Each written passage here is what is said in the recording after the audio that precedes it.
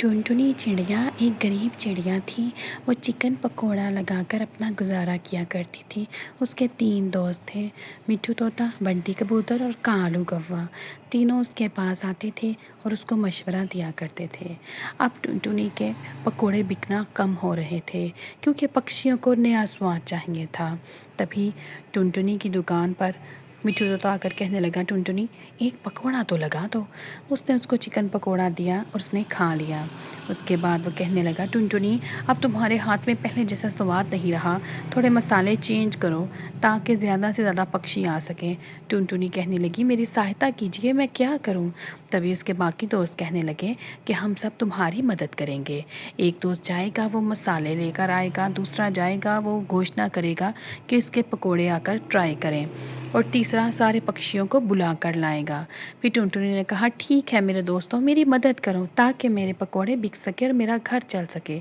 तभी कालू कौवा कहने लगा, मैं जाऊंगा और चिड़िया से मसाले लेकर आऊँगा। वो जाकर बूढ़ी चिड़िया को कहने लगा, बूढ़ी चिड़िया मुझे थोड़े से मसाले चाहिए। तभी बूढ़ी चिड़िया कहने लगी, मसाले दूंगी लेकिन पहले मुझे फल ला कर दो।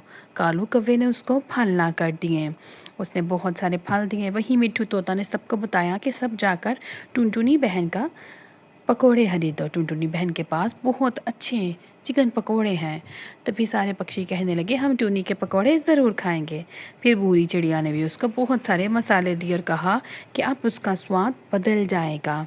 तभी बंटी कबूतर ने सबको अपनी तरफ मतवज्जा किया और कहने लगा कि टूनी जैसे पकोड़े कोई नहीं बनाता, उसके चिकन पकोड़े ज़रूर ट्राई करें।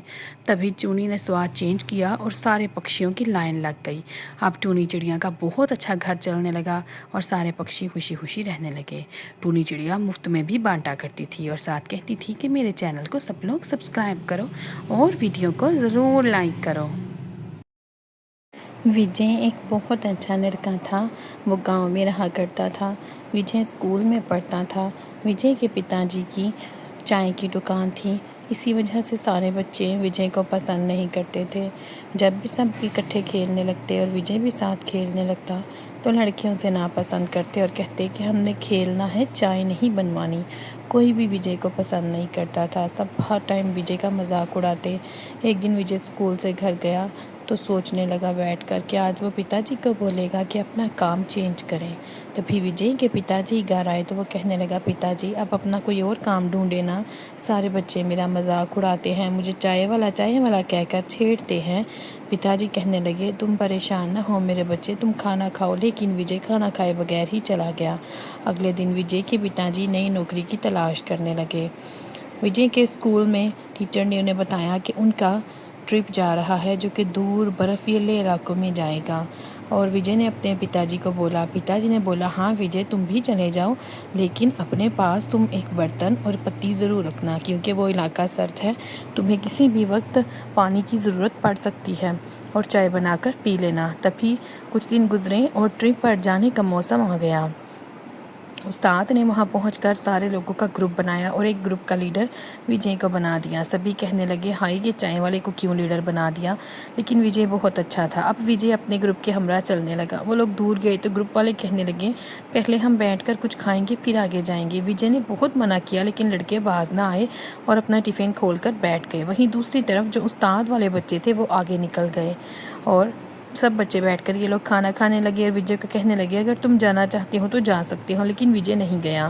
वो अपने दोस्तों के साथ रहा, अपने ग्रुप मेंबर्स के साथ रहा।